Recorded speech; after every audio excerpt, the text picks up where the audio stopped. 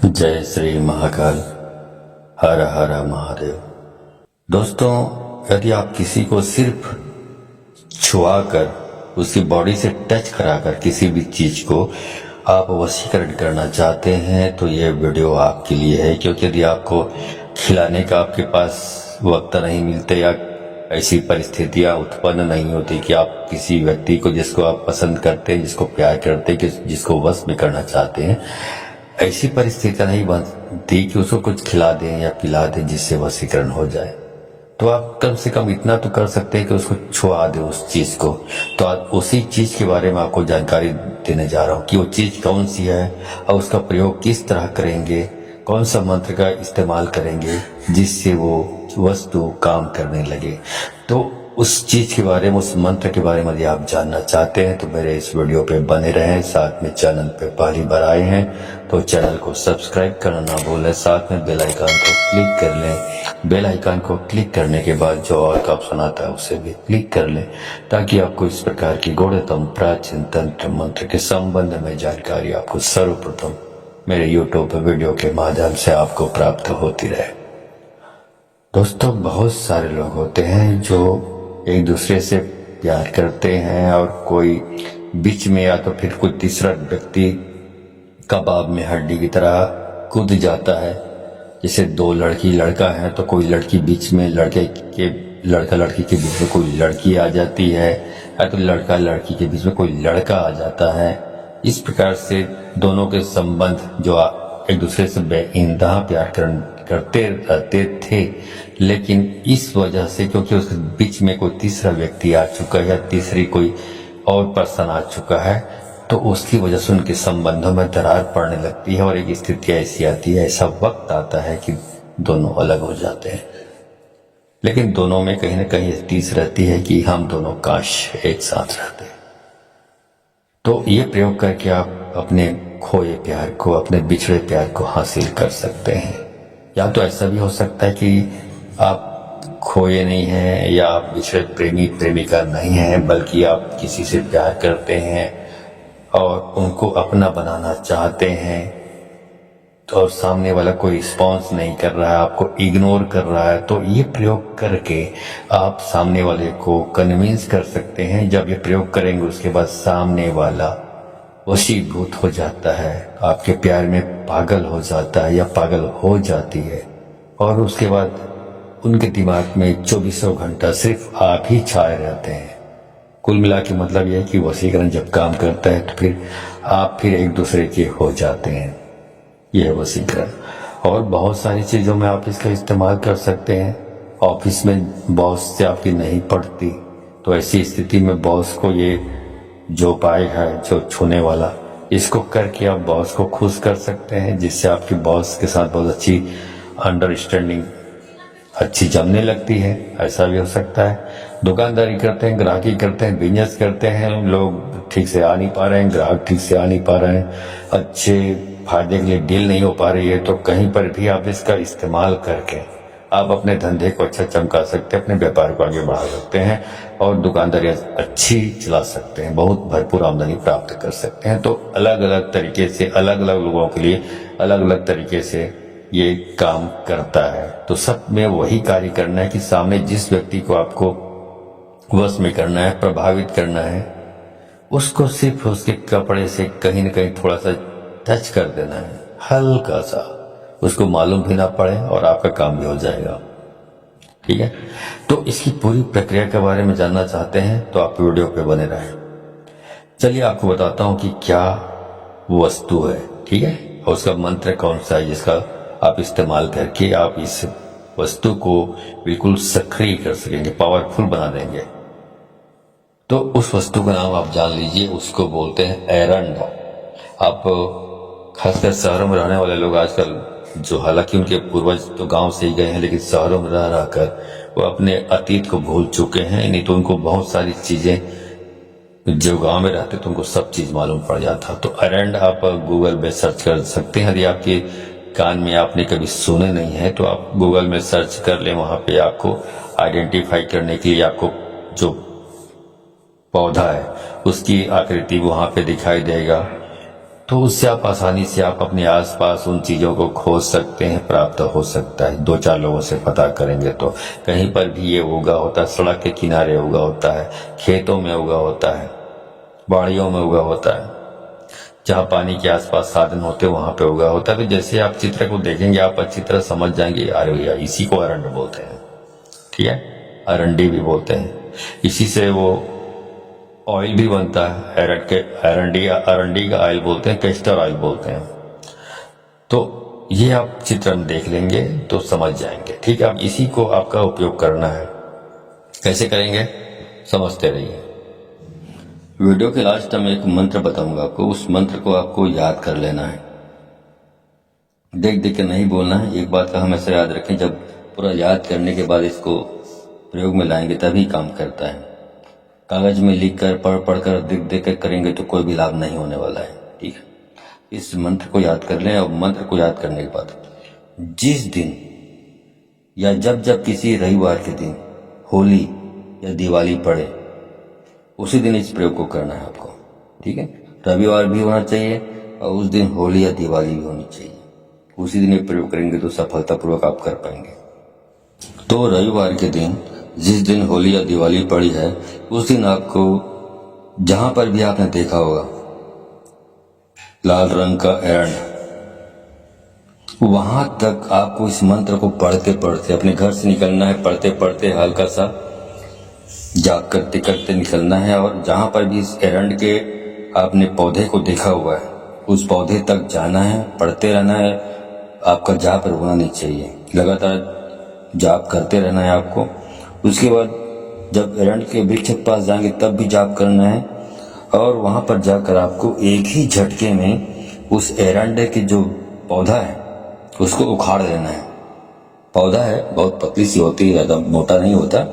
आप एक झटके से उखाड़ लेना है आपको, और उखाड़ते वक्त भी आपको मंत्र पढ़ते रहना है, ठीक है। और उस पौधे को केवल आपको बाएं हाथ से ही उखाड़ना है। अब इसका मतलब ये मत समझिए कि ये असंभव बातें हैं। दरअसल ये पौधा है बहुत पतला ही होता है, ज्यादा मोटा भी नहीं होता, और ये आसानी से उखड़ भी जाता है। ऐसे नहीं कि बहुत असंभव, ऐसी बात नहीं है। और बाएं हाथ से ही उखाड़ना है आपको, ठीक है। अब बाएं हाथ से उखाड़ते तक जब आप उखाड़ लिए तब भी आपको मंत्र का जाप कंटिन्यू रखना है, निरंतर जाप करते रहना है आपको। उसके बाद उस अरंड के जो पौधा है उसको अपने घर ले आना है उखाड़ कर, तब भी आपको मंत्र जाप धीरे धीरे करते रहना है। अपने घर में ले आए, अपने घर में लाने के बाद आप मंत्र जाप समाप्त कर सकते हैं। जैसे आप अपने घर के दरवाजे पे पहुंचे, मुख्य दरवाजे पे, आप जाप बंद कर दीजिए। उसके बाद घर में लाकर उसको अच्छे तरीके से साफ कर लें, पानी से धो लें, या गंगा जल आपके यहाँ है तो बहुत सारे पानी है उसमें थोड़ा सा गंगा जल मिला दें, और गंगा जल मिलाने के बाद उसको अच्छी तरीके से साफ करें, धोएं। धोने के बाद उसको छोटे छोटे टुकड़ों में काट लें, छोटे छोटे। काटने के बाद आपका काम पूरा हुआ। अब ये जो टुकड़ा है एरंड के पौधे का, ये सब सिद्ध हो चुके हैं, क्योंकि जब आप गए थे तब भी मंत्र जाप करते गए थे, उखाड़े तब भी मंत्र जाप कर रहे थे, और वहां से वापस उखाड़ कर वापस घर आए तब भी आप मंत्र जाप कर ही रहे हैं। इस प्रकार लगातार जाप करते रहने की वजह से वो एरंड का पौधा अभिमंत्रित हो चुका है, शक्तिकृत हो चुका है।